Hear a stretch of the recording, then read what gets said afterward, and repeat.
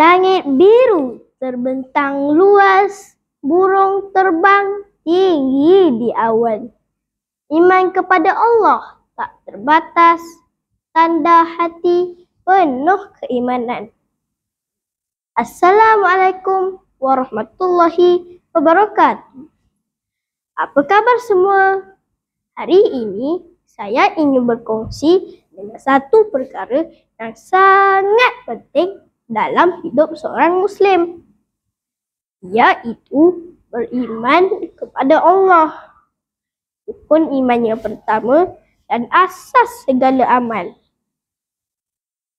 Rakan-rakan yang saya sayangi, beriman kepada Allah maksudnya kita yakin, percaya sepenuh hati bahawa Allah itu Tuhan yang Esa.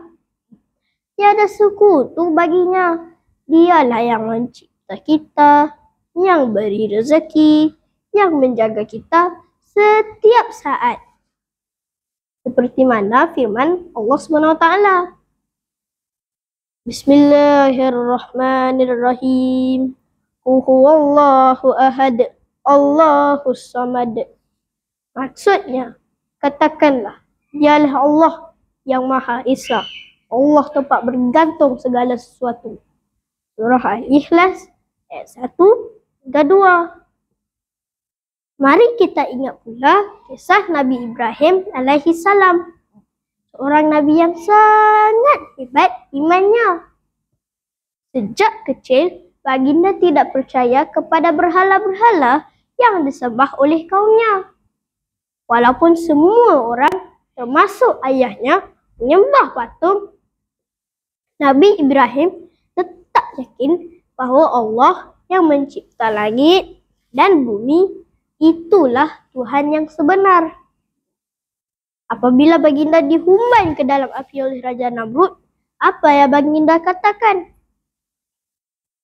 Hasbunallah wa ni'mal wakil. Cukuplah Allah bagi kami dan dialah sebaik-baiknya tempat bergantung.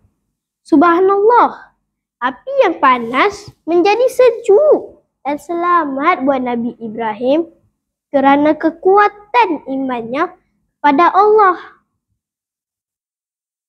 Rakan-rakan yang dirahmati Allah, hari ini ujian kita tidak sama seperti para nabi dan sahabat.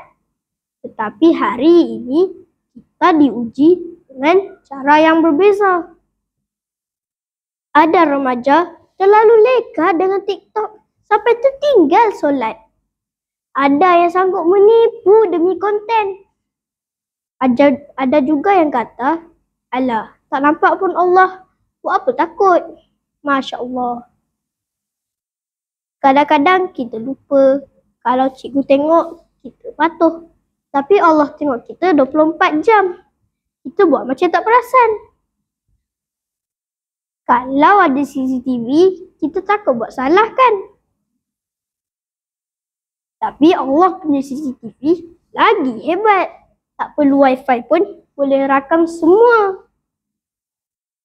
Rakan-rakan sekalian, kalau kita cinta Allah, yakin bahawa Allah itu Maha Adil, Maha Pemilihat, Maha Pengasih, maka iman itu akan jadi cahaya dalam hati, penunjuk jalan kita setiap hari.